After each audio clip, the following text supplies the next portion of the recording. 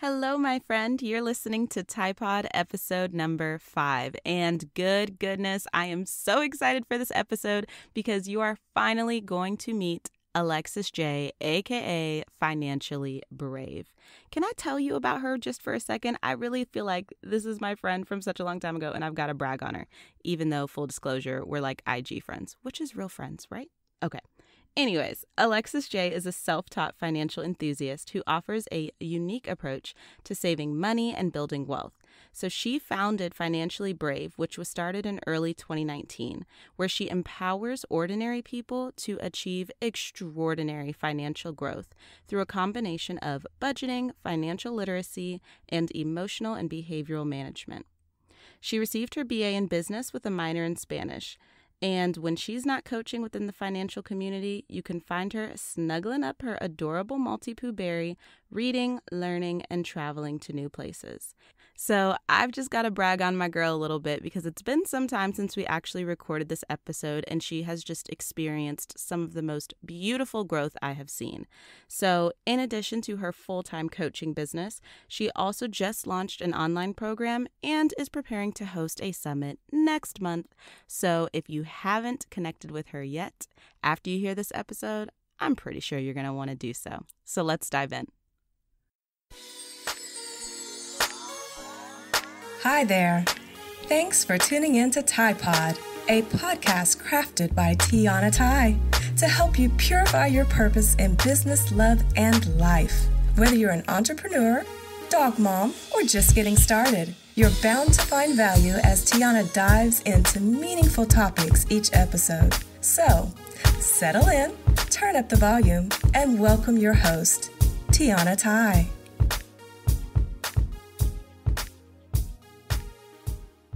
Okay. Can you share a little bit about your background? Like, where are you from? And what do you think people should know about you? Yeah, my name is Alexis, and I grew up in the Los Angeles area, and I lived there up until I was about 17 years old, and I left for school to San Francisco at that time, and I've been here ever since. I absolutely love San Francisco. I'm a huge finance enthusiast. I enjoy sharing my knowledge of wealth building to people across the world through my social media channels, and I do it as an entrepreneur, as the founder of Financially Brave, but I also work in a wealth management firm. And so on top of that, you'll catch me ice skating on my free time, hanging out with my adorable Maltipoo berry, and traveling any chance I get. The list goes on and on. Wow. So I do have to say, I'm not new to Alexis J. So I have seen your social media presence, and that's kind of what led us to being here right now.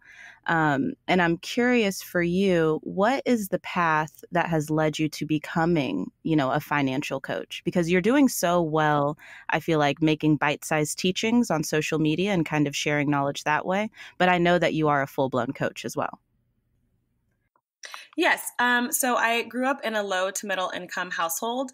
And after I graduated from school in San Francisco, it was important for me to be able to find a way to support myself because if you are not aware, San Francisco is an extremely expensive city. And so I ended up taking on a job that I loved at that point in time. Because it was my first step into the real world, working corporate, but I was absolutely miserable. And my boss was not a pleasant individual to be around. And I needed a way to leave, but I didn't have any money to do that. I didn't have anything saved. I wasn't preparing for my future. And so it was at that point in time that I knew that I needed to step out of my current situation and begin learning how to invest and budget my money. And so I started researching. I went to seminars. I was reading a lot of books. And at that point in time, I developed my own skills and ideas of what it was like to build wealth and to be a financially successful person. And that is how that door was opened to me as becoming a financial coach. Oh, wow. So I think that's a piece of your story that I didn't actually know that much about. So you, to some extent, were kind of self-taught. You took it under, your own wing to go and learn this information. Correct. Did I hear that right? Correct. Absolutely. That's amazing. So I actually have a follow-up question. So given that you went to, the seminars and read the books, what was kind of the theme that stuck out to you? Well, that's a really great question. the theme that stood out to me the most was the fact that wealth building is not nearly as complicated as society deems it to be. It's actually quite simple, and it really just boils down to successful money management and not necessarily your knowledge of the investment world. It's not about knowing the nitty-gritty details.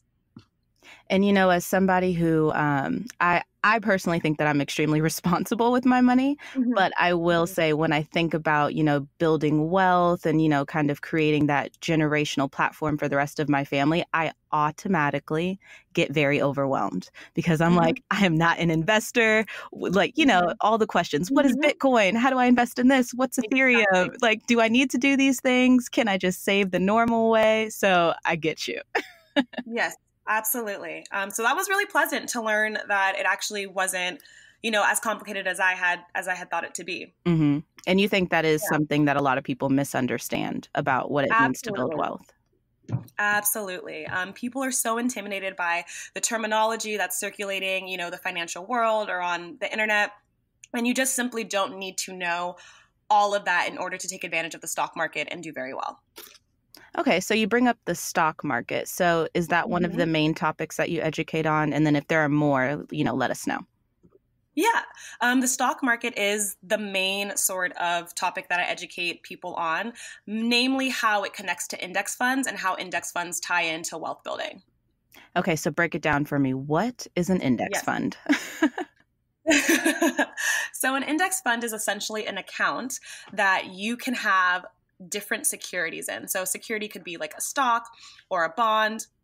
And there's a few other types of securities out in the world, but these are like the most common ones that people have in their index funds. And so these funds have, depending on your age and depending on your risk tolerance, which I'll get into in a little bit, you can divide your portfolio up accordingly between stocks and bonds. And over time, this portfolio grows according to the growth in the stock market, essentially. Okay. Yeah. Interesting. So what other topics do you educate on? I educate on behavioral management and how that plays a huge role into being a budgeter. And so a lot of people are very fixated on the knowledge of the stock market and the knowledge of index funds and how how they work. And I do think that is important for people to understand. But more than that, the question is, how do you get money into those accounts, right? Because you can know what an index fund is, but if you're not actively making money or putting it where you're supposed to be putting it, that is the question that we should be answering. And so I work a lot extensively on, developing the behaviors and the mindset and the attitude that you need to have in order to be a strong investor. Okay. So can you share with us, what does it look like to be a strong investor? What are the things that we should be doing behaviorally as you described it? Right. You have to focus on what I call the 4 virtues of financial management, which are, commitment, courage, gratitude, and patience. When you have mastered those qualities as an investor, as a person, you would do very well in the stock market. And the reason why you need those 4 qualities is because commitment is the foundation to being successful in really anything, right? Not just as an investor, but also as a person, as an entrepreneur. If you want to do something if you want to become better at something, it's important that you have committed to that journey. And then aside from commitment, you need the courage, because a lot of us have the innate response to run away from our student debt, to run away from our auto loans. We don't want to necessarily face the music, and you know what I mean, and look at what is owed, what we owe to the government, what we owe to friends, what we owe to family. And so you have to develop that ability to sit down and actually lay out what you owe and figure that out. Once you master courage, it's important that you move over to gratitude. And the reason why gratitude is so vital in this process as an investor is because a lot of people struggle with spending poorly. And so when you are in a state of gratitude and you're able to really hone in on what you're thankful for, you're really able to, meditate or read lots of books from people who are, have been on the journey that you're on now, you're able to kind of take up that space of gratitude, and it keeps you from spending poorly. It keeps you from getting off track in your wealth building journey. So it's completely undervalued in this process, but I would recommend that anybody who is serious about investing really hones in on the essence of gratitude. You know what? I'm going to jump in here because you just gave me one of those light bulb moments. Like it was like ding, ding, ding. Because I started up a gratitude practice. I think it was my sophomore year in my undergrad program, because I took a happiness, the psychology of happiness course my sophomore year. Okay. And she had us start a gratitude journal. And what I will say is, maybe this also just comes with the fact that I was a sophomore and immature, so I was still developing in that way. But once I started a daily practice of gratitude, I have just found that naturally, when it comes to shopping and getting all the things and, what do you want for Christmas? What do you want for your birthday? I want so much less than I can ever remember ever since I started a gratitude practice, because I feel like my natural default these days is, I have what I need. So if there's nothing that I need, everything is a nice to have, but I don't need anything. So I'm just way less inclined to, do way too much internet shopping or like go on big splurges unless there's actually an event these days. So is that what you're talking about? Absolutely. It's the same sort of thing happened for me once I realized how gratitude played a role in my own wealth building journey. I mean, I tossed like half of the clothes in my closet, and I've just been recycling the same outfits like on a rather like, a weekly basis. And the thing is when you are in that space, not only does it feel great, you know what I mean, but it also does wonders for your savings. Right. Okay.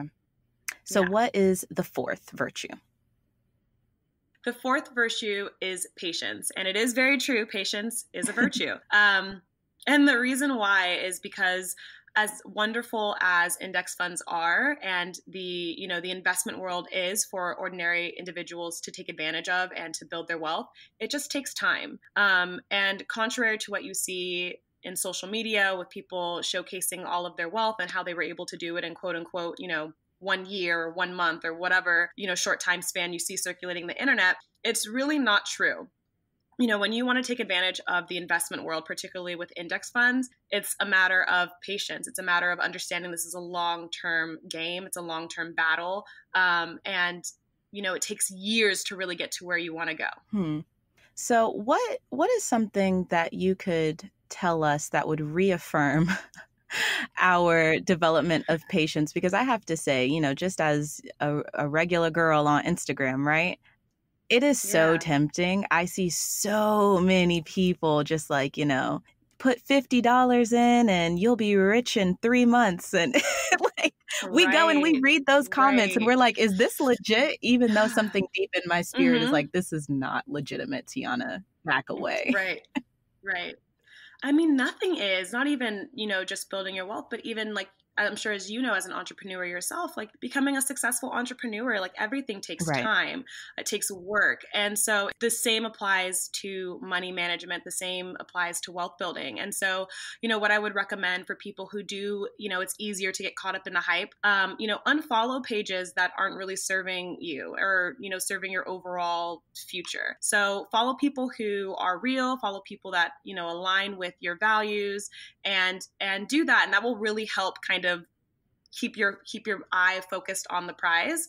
And just keep telling yourself, like, this is a long-term game. This is a long-term game. Anything worth having takes time.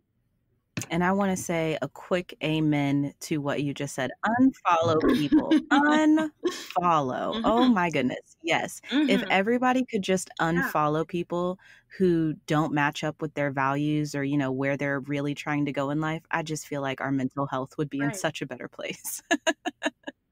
Totally. And, during my own wealth building journey, I actually deleted my Instagram, I deleted my Facebook, and I went an entire year just focusing on my journey. And I think that played a huge role in my own success and my continued success with wealth building. Wow. Talk about putting your head down and like really doing the work. Yeah. Kudos. Yeah. It takes a strong person. Yeah. So kudos for that. For real. Oh, it was hard. For real. It was hard, but yeah, it was worth it. I never thought I'd say this, but email marketing, it really is a big deal. Seriously, call me a convert, but over the past few months, I've realized how important it is to have your own digital real estate, which is basically your website plus an email list. And where do I keep my email list? Flowdesk. I mean, I'm not going to get too nerdy about this, but it's basically the most intuitive, design-friendly email platform that gives you unlimited everything. Yeah, these are not the scumbags who increase your monthly fee just because you're winning and growing your email list like you're supposed to. Plus, it was founded by 2 women, and I kind of think that's perfect for March. Trust me. Build your email list out and wow your people with the freaking most beautiful templates ever. Not to worry, I've got you covered with a code per usual. You can use Tiana50, that's TIANNA 50, and you're not going to pay $38 a month. You're going to pay $19 forever. I don't think it gets more cost effective than this, my friend. Tiana50, and you're set for life. You're welcome. Okay, so let's dive into some practical tips for our audience today. What is one simple thing that anybody can do today that would improve their finances? Yeah, this is an interesting one. I would say that it's really important when you start this journey, it's important to manage your expectations. And it kind of goes back to what we were just talking about in terms of a lot of social media hype. I think it's easy and it's really easy to get online and feel inspired to build your wealth. You can check out a bunch of financial coaches and entrepreneurs and whatnot. But it's a lot harder in practice. And my favorite example of this is like when I think of someone who wants to go, lose a lot of weight or get fit. It's easy in theory, right? Like all I need to do is just eat healthy and go to the gym, but it's a lot harder in practice. And so I think that people who are really ready to begin their journey, you just have to understand that it's not going to be as easy as it may initially appear. And that's okay. But I think managing your expectations is like the very first place you should start. And then after that, it's important for you to start, looking at where you can cut your spending. That should be the very first thing that you start to do to improve your financial life. Do you have, based on what you've seen, especially among young adults, is there an area of spending that you see is just more outrageous than others, typically? Yeah, a lot of people spend on subscriptions to various things. It doesn't necessarily have to mean like Netflix and Hulu, but people are like subscribed to like these like packages, like the monthly packages that you can get from certain businesses where you get like, clothes and stuff like that. All the boxes. Yeah, all the boxes. Yeah. And there's so many, so I wouldn't even know how to describe them, but like the subscription boxes. And also a lot of people spend on really expensive gym memberships. People spend a lot of money on groceries more than they need to. So a lot of things are just done in excess. And I would say it's a really good place to start there. When you are looking at cutting spending, you should look at the things that you don't really need and start with that. Is there any, especially if you're not using it? Right. No worries. Is there any, system or software or just like process that you recommend for people to even get kind of that big picture perspective of where their money is going? Yeah, Mint has been really helpful for me and a lot of my clients. It breaks down your spending and tells you, what percentage is going into what category, which is nice. It also keeps you informed about your current credit score, and you can set goals in the app. And so it's nice because it kind of reminds you if you're going over a certain category, if you've set like a $50 limit for food, it'll say to you like, oh, you're past that limit by $15 or whatever amount. So Mint is really, really helpful. And I always recommend people to keep an eye on their credit score just to make sure that it is being appropriately monitored. And so I would recommend like Credit Karma for something like that. And so we've talked about how people can start this financial literacy journey, right? Now, I'm curious if you have heard any financial myths that you want to kind of warn people about as they get started on this journey that are more harmful than helpful. Yeah, there are 2 main ones that I think are more harmful than helpful. And the first one, we touched on it earlier, was just that it's complicated. And I think it's important for people to understand that finance is as complicated as you make it to be. If you think about a savings account, right? Like we use it to save, but if you want to learn the nitty-gritty details about how the government uses the money that you put in your savings account and how the interest is generated and blah, blah, blah, blah, blah, you make it more complicated. Or you could just open a savings account and save. Do you know what I mean? And so the same applies for investing. Like you could understand all of the nitty-gritty details about how it works and why the appreciation happens on an annual basis and yada, yada, yada, or you could just invest. And so I think people have this fear because they think investing is so much more complicated than it really is. And that is just, it's a myth. It's a complete myth. And then the second myth I would say is we have a misconception as to what wealth building looks like. In this day and age, we are constantly seeing people flexing on social media in their nice homes, their nice cars, their nice vacations. And we have a very skewed idea of what it means to be wealthy. A lot of times wealthy looks like the neighbor next door in a white t-shirt and jeans, right? Not somebody who's actually spending so much money on superficial items. The reality of the situation is if you make $1 million a year and you spend $1 million a year, you're still broke. And so the people who end up being wealthy aren't the people who are spending on excess items. It's the people who are using their excess cash to put it into investing in their future. That is a quotable moment. I absolutely love what you just said. If you make $1 million a year and spend $1 million a year, you're still broke. Love that. Exactly. That is the epitome of yes. Okay, sorry, I just had an obsessed moment. Okay, let's shift gears a little bit because look, I know you're an entrepreneur, right? And you've been building your own business from the ground up. So I want to hear a little bit about, given the industry that you've chosen and just given where you are in life right now, what has that journey looked like for you so far? Yeah, it's been really incredible to see the progress. I've always have dreamt of becoming a business owner from as young as I can remember. And I just started Financially Brave within the past 6 months. And so much has happened to me in such a short amount of time. And it's been really incredible to see the feedback that I've been getting from the financial community and the growth of my business. But at the same time, it's also been, very challenging. There's been a lot of internal growth that I've had to do. I'm a rather shy, I'm a private, introverted individual. And so putting myself on such a large platform that is Instagram and Facebook and having to really just put myself out there has been difficult and frightening all in one. But it's been incredible to see how I'm growing as an individual and see how my business is growing as an individual, as a company. So I am curious because you started a financial company, right? Like that is your industry.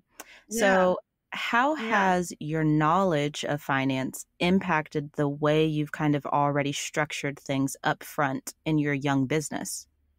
Right. Well, the thing is I understand the value of $1. And so I'm very mindful as to how I am spending and managing my money as an entrepreneur. And so when it comes to my business and, my main platform right now is Instagram. That's where I meet people and I get clients.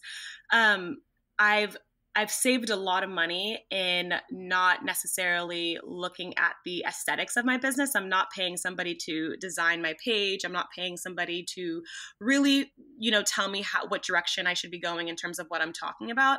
I just focus on delivering good content to my audience. And because I am, I don't want to use the term stingy. I feel like that's really strong, but I'm very frugal I'm very frugal about money. And I understand how, spending could lead to some problems if I'm not responsible with it. I've just made sure to apply that to my business by cutting costs wherever I can. And I'm all about the content and not necessarily about like the infrastructure at this point in time. Okay, I gotcha. Yeah. For the money that you've invested in your business so far, do you have like 2 or 3 things that you did invest some money in and you don't regret it? Yes. I invested in a website. I've invested in a mailing list that I'm actually going to launch in the next few weeks, which is really exciting. And I've invested in coaching. Those are the fundamentals. I understand why those are your 3 and I respect that. Yeah. I'm trying to take each day with a grain of salt, or not a grain of salt, but take each day step by step and focus on just giving the content to my audience and focusing on that and focusing on honing in on my message, focusing it in on touching people and sharing with people, and then taking it and increasing my growth from there versus trying to create this amazing, beautiful page that isn't delivering what it should be at this point in time. I think that what you're kind of cautioning us against is very tempting. So I love that this has come up in the conversation because even I fall into it. I think I did an audit of my own page a few months back, and I was like, wow, your page looks nice, Tiana, but nobody knows what you do. I was like, nobody knows what you paid so much money to learn in school. Like, you're not even talking about it.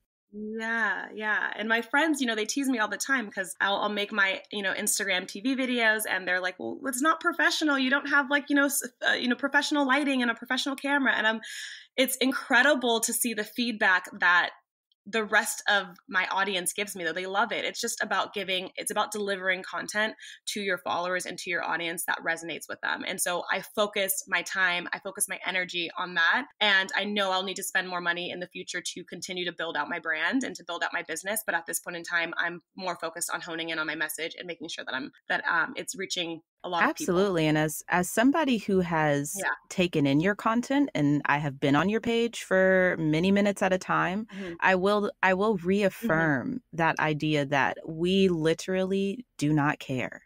Like, keep teaching on your whiteboard, girl, because if we're getting the message, we're getting the message. Okay? I'm serious.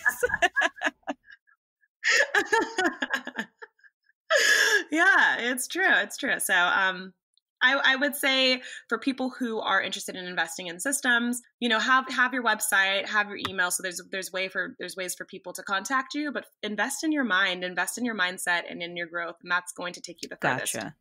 I'm curious, is there anything that you did invest in that you regret, or have you been just so buttoned up you have no regrets yet?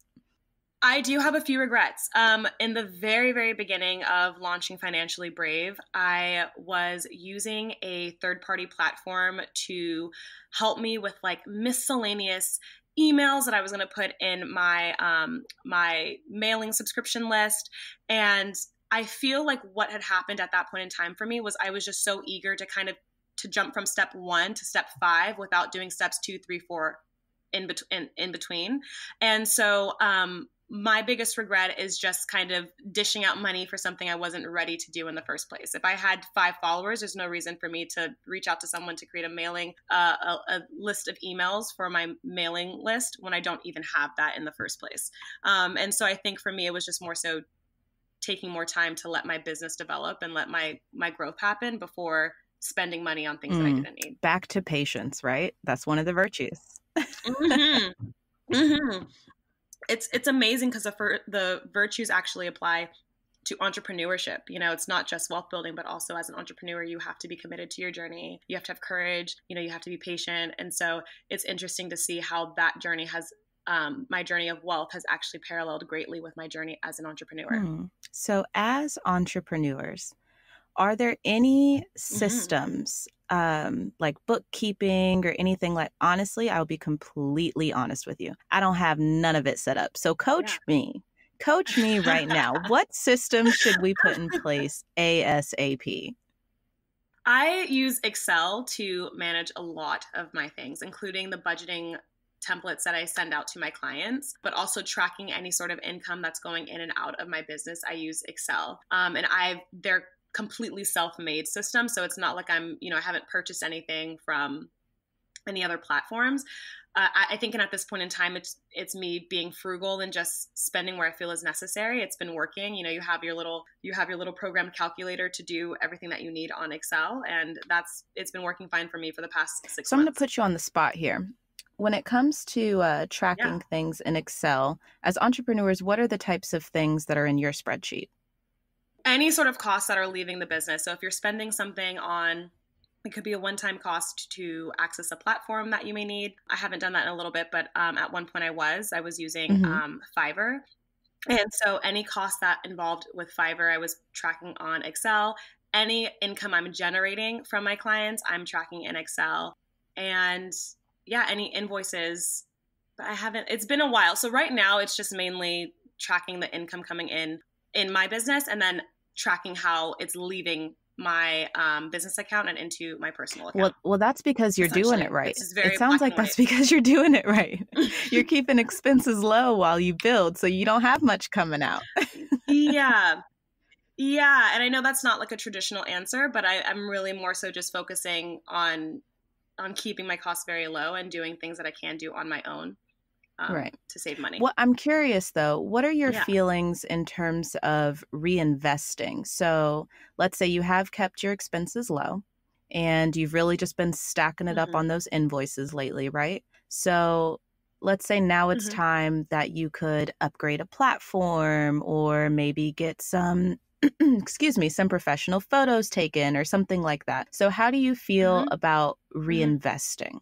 I think reinvesting is everything, and that is how anyone can get their business to expand and move to the next level. And even for myself, I'm already looking into additional coaching. I'm looking into platforms now that I would like to start launching in the next few weeks or so for my clients. And so I'm using the income that I'm getting from my coaching and putting it towards that. And I think anyone who wants to grow should be using that money to further their business if that's what they're looking to do. And so I would never really recommend for someone who is an entrepreneur and is serious about seeing their business go to another level to use the income that they're generating from it to go to something else that wouldn't serve them in the long haul.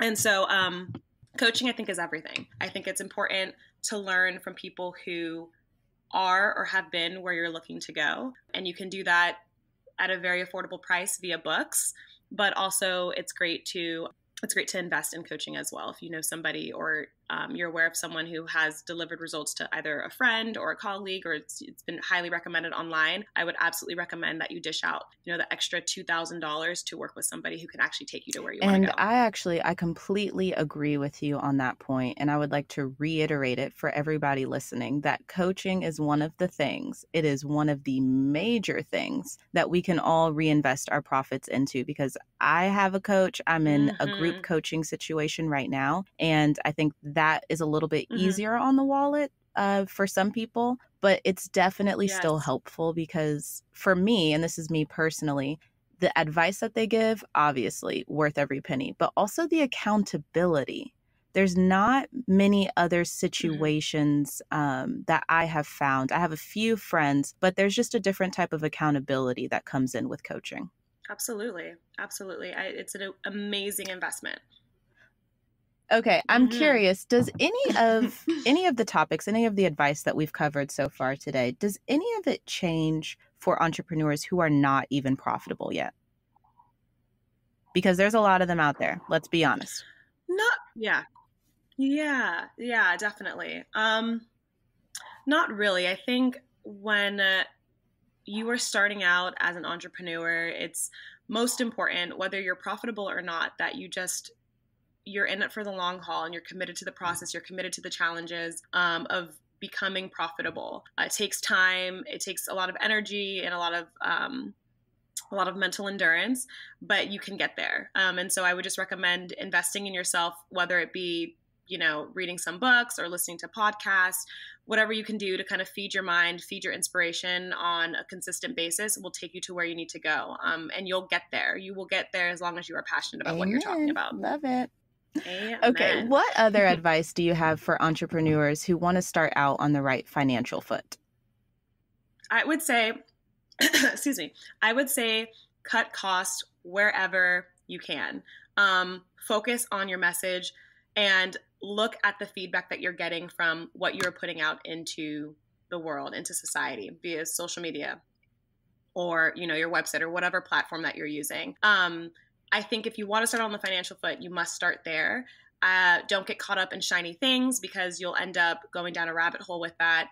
Focus on your message, focus on your content, focus on your delivery and see what works. Go with that. And then once you've been able to kind of hone in on what's working, then you can start to spend on building out your infrastructure. Amazing, amazing advice. It's like walk before you can run. And yeah, absolutely. I'm telling you, absolutely. I was a sprinter in high school. So I'm just like, where are my spikes? I'm ready to go. And the world is like, Tiana, no, walk. Yeah, well, it's hard to be ambitious in this day and age just because you're constantly seeing people on a higher pedestal than you or on a higher level than you, someone who's already been where you want to go. And so you're constantly like, it feels like you can never get to the finish line, because it's always being pushed back. And so you're sprinting, but it's just not how it works. You just got to take your time, got to go through your process, focus on you, focus on your growth, and you'll get to where you need to go. That's it. So is there anything I missed that you wish I would have asked you about as we wrap up today's conversation? No, I think it's just important for individuals who are interested in investing to I really want to stress the importance of not being intimidated by the matter and look at it as you would look at a savings account or checkings account. Just open your index fund, contribute to it, and the rest is history. You'll do very well. And so I don't want people to feel intimidated by the topic of that or being an entrepreneur. It's just committing to your journey, and everything will work out accordingly as long as you are you're passionate about it and you're serious about making it. So to wrap up, I'm going to try to summarize and tell me if I'm wrong here. Yes. So what we need to do, entrepreneur or not, right? We need to reevaluate where our money is going. We need to cut costs, cut spending that is unnecessary, whether it's personal or for business. We need to save. We need to potentially invest in an index fund. And if we don't fully understand, get somebody to help us accomplish that. And really just have the 4 virtues. And remind us what those 4 virtues are again. It's commitment, courage, gratitude, patience. If you stick with those virtues, even if you do not know where you're going or what you are doing at this moment, as long as you're committed to figuring it out and you follow the remaining virtues, you will get to where you need to go. And I think that is the perfect note to end today's conversation on. So Alexis, tell us where we can find you in all the places. Yes, you can find me on social media. Instagram, my handle is Financially Brave. You can also find me on Facebook at Financially Brave, or you can email me at alexis@financiallybrave. And I will be launching a website in the next few weeks, and that will be accessible via my social media. Thank you so much for speaking this financial literacy life into the Tide Pod audience today. I already know we are all going to be forever grateful for this. Thank you so much for having me. I really appreciate it.